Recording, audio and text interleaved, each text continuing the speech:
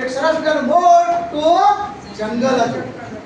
જંગલની અંદર સિંહ રહેતો હતો અને સિંહ જંગલનો રાજા. સિંહ બધો શિકાર કરી આવે અને પોતાનું પેટ ભરીને ખાય. સિંહ પોતાનું પેટ ભરીને ખાતો પણ એમાં વધતું ને ઈ એનું એક પી હતું, શિયાળ. હા, એનું પી એટલે એ સિંહની સાથે સાથે રહેતું. એટલે શિયાળ જે વધી ગયું બધું શિયાળને ખાવા મળતું. એટલે શિયાળને કે મહેનત ન કરવી પડે અને મફતનું ખાવા મળે. એટલે આવું પોતાનું આવું કાર્ય ચલાવતા અને ધીમે ધીમે પછી તો દિવસો પસાર થતા ગયા. પછી જે માણસ ઘરડો થાય એમ પ્રાણી પણ ઘરડું થાય ને. બોલો બાળકો, થાય? હા થાય. તો પછી તો સિંહ ઘરડો થઈ ગયો. એટલે સિંહ વિચાર કરવા માંડ્યો કે હવે તો આપણે શિકાર કરી શકીએ એવી આપણી સ્થિતિ નથી. એટલે સિંહને એનું પીએ પાછું થોડું ચાવી દીધા. પીએનું કામ એવું હોય. એટલે એને શિયાળે સિંહને કીધું કે કામ કરો, હું તમને કહું ને એમ તમે કરો ને તો આપણને બેને ખાવા મળી જાય. એટલે શિયાળે કીધું કે તમારે એક નાટક કરવું પડશે. એટલે સામેથી એક સસલું આવતું દેખાણું.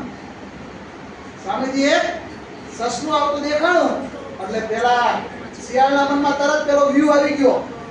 એના મનમાં વિચાર કીધું અને પેલા સિંહને કીધું કે એક કામ કરો, હું કહું એ પ્રમાણે તમે નાટક કરવા માંડો. તમે મરી ગયા હોય ને એવું નાટક કરો.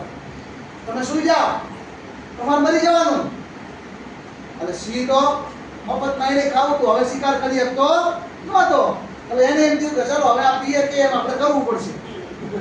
એટલે પેલા શિયાળે કીધું એટલે સિંહ તો સુઈ ગયો અને પેલું શિયાળ તો એના ઉપર સૂકા પાંદડા, માઠીકડા આવું બધું ભેગું કરીને નાખવા માંડ્યા અને રોતું જાય.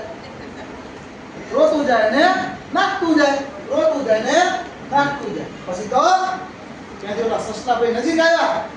એટલે સસલાએ પૂછ્યું, એ શિયાળ ભાઈ શું કરો છો? તો કે દેખાતું નથી કે જંગલના રાજા મરી ગયા છે અને હું એમને પાંદડાથી દાટું છું, તો તું પણ મદદ કર. પેલો સસલું વિચારવા માંડ્યો. એને બુદ્ધિ, સસલું છે ને તે બુદ્ધિવાળું છે.